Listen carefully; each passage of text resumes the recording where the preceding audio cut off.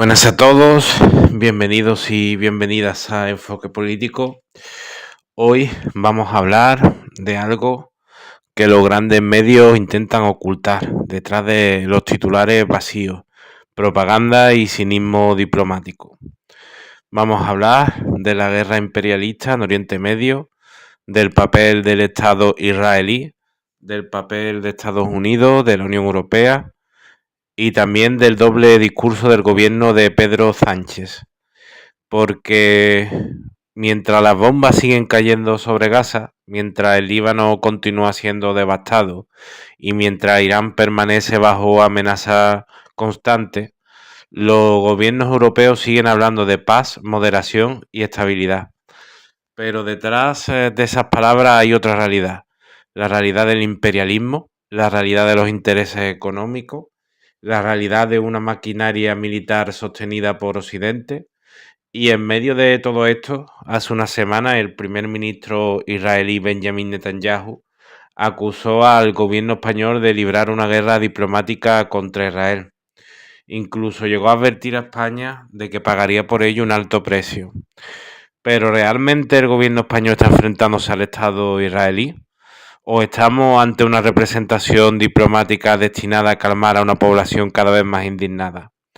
Hoy vamos a analizar todo esto desde una perspectiva de clase, porque para entender esta guerra no basta con hablar de líderes, fronteras o religión. Hay que hablar de imperialismo, de capitalismo y de lucha de clases. En los últimos meses, el gobierno de Pedro Sánchez ha adoptado una posición algo más crítica hacia Israel que la mayoría de gobiernos europeos. Entre las medidas más recientes está la reapertura de la embajada española en Irán, la retirada de la embajadora española de Israel y la exigencia de suspender el acuerdo de libre asociación entre la Unión Europea y el Estado israelí. Estas decisiones provocaron molestias evidentes en el gobierno israelí y poco después llegó una respuesta. Los representantes españoles fueron expulsados del llamado Centro de Coordinación Civil y Militar, un organismo internacional encargado supuestamente de supervisar el alto fuego en Gaza. Pero aquí aparece una pregunta fundamental. ¿De verdad estos gobiernos internacionales sirven para detener la guerra? ¿O funcionan simplemente como instrumentos para administrar el conflicto mientras Israel continúa haciendo lo que quiere? Incluso diplomáticos occidentales reconocieron en privado que este mecanismo era un desastre, porque la realidad es evidente. Israel bombardea cuando quiere, invade cuando quiere, rompe acuerdos cuando quiere, y las grandes potencias occidentales continúan sosteniéndolo política, militar y económicamente. Por eso, este episodio, capítulo, no demuestra la fortaleza de la diplomacia internacional, demuestra precisamente su impotencia.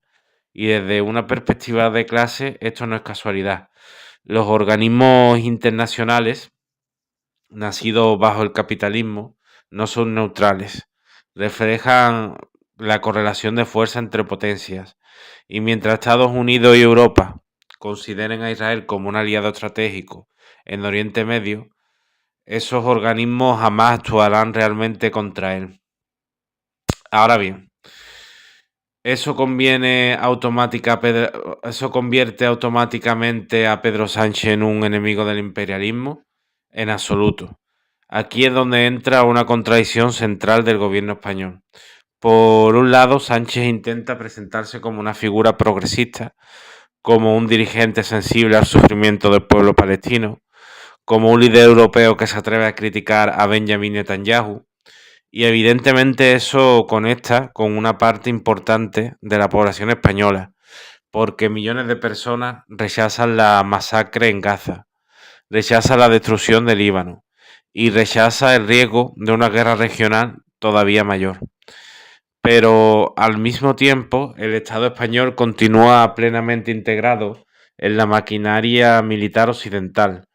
España sigue dentro de la OTAN, España mantiene bases militares estadounidenses, España participa en estructuras estratégicas del imperialismo occidental y además continúa existiendo vínculos militares y tecnológicos con empresas israelíes.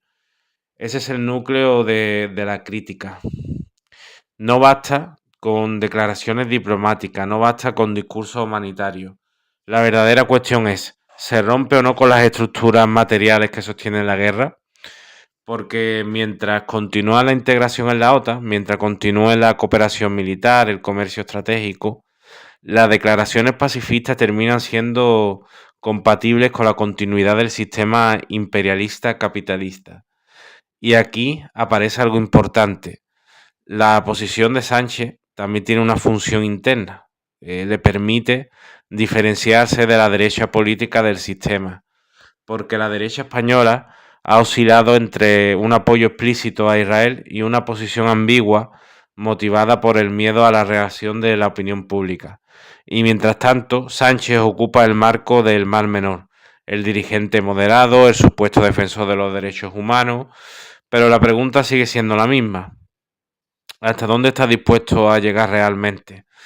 Porque si el gobierno español quisiera romper de verdad con la política israelí, tendría medidas muy concretas a su alcance, como embargo total de armas, fin de la cooperación estratégica, salida de la OTAN, cierre de las bases militares norteamericanas, ruptura de acuerdos militares, y ninguna de esas medidas está sobre la mesa en estos momentos.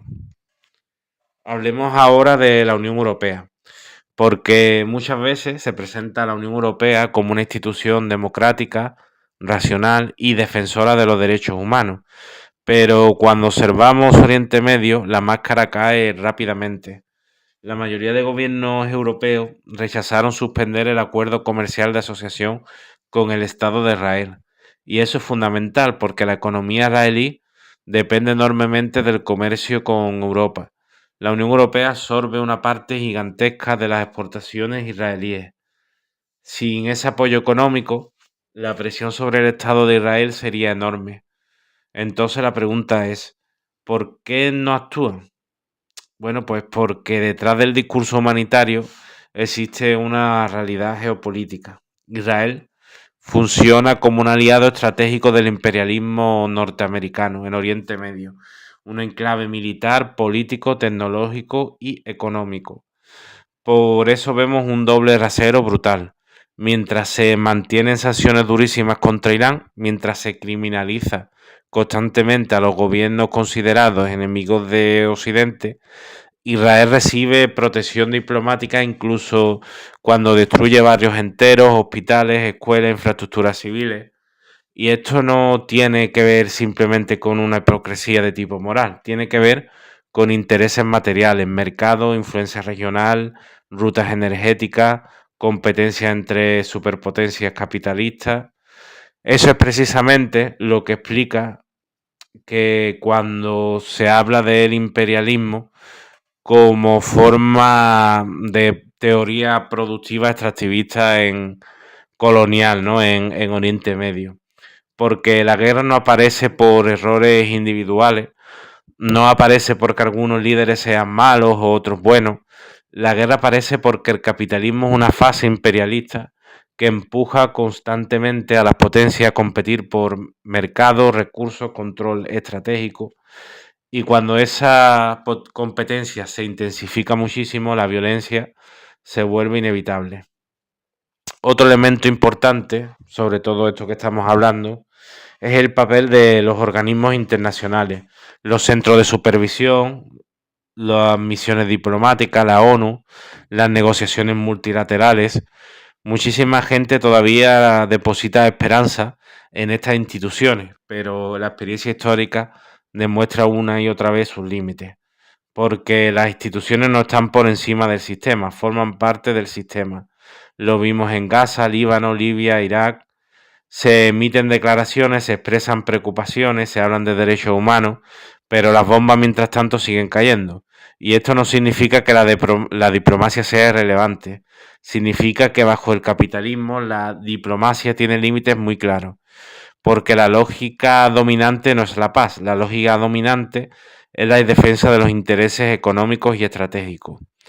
Por eso, desde una perspectiva de clase, no se puede confiar únicamente en gobiernos, cancillerías u organismos internacionales para detener la guerra imperialista.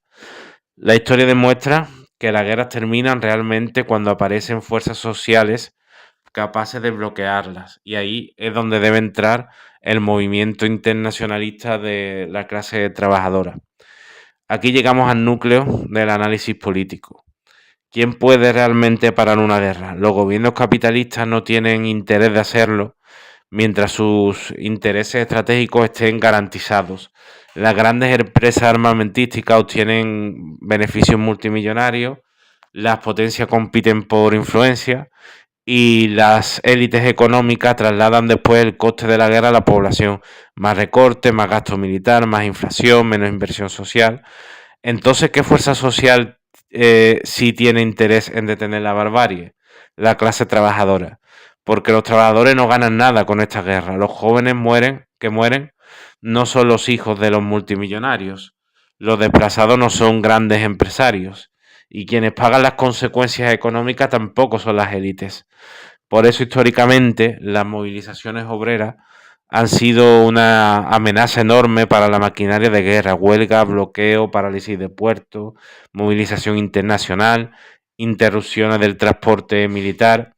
Eso sí puede alterar la correlación de fuerza y precisamente por eso las clases dominantes temen tanto la organización independiente de los trabajadores, porque una clase trabajadora organizada tiene la capacidad de paralizar la economía y una economía paralizada no puede sostenerse ante una guerra prolongada. La guerra en Oriente Medio no puede entenderse aislando acontecimientos individuales. No puede explicarse únicamente como un conflicto étnico o religioso. Estamos viendo la expresión de una crisis mucho más profunda, la crisis del capitalismo global, la competencia imperialista y el intento de las grandes potencias de mantener su influencia en una región estratégica. Mientras tanto, los gobiernos europeos continúan atrapados entre dos presiones. Por un lado, el rechazo creciente de sus propias poblaciones, por otro, sus compromisos estratégicos con el bloque occidental. Pero las estructuras fundamentales permanecen intactas. Las OTAN siguen ahí, las bases militares siguen ahí, los acuerdos comerciales siguen ahí, la maquinaria de guerra continúa funcionando. Por eso, desde una perspectiva de clase, la lucha contra la guerra no puede separarse de la lucha contra el imperialismo. Y la lucha contra el imperialismo no puede separarse de la lucha contra el capitalismo. La verdadera alternativa no pasa únicamente por cambiar gobierno, pasa por construir una fuerza social capaz de desafiar al sistema que produce esta guerra, una fuerza organizada, internacionalista y basada en la clase trabajadora. Porque mientras el mundo siga gobernado por los intereses del capital, las guerras seguirán apareciendo una y otra vez. Bien, si te ha interesado este análisis, comparte el vídeo, deja tu comentario y apoya los espacios de comunicación crítica e independiente. Y síguenos también, ¿no? Porque entender el mundo es el primer paso para transformarlo. Un saludo y hasta la próxima.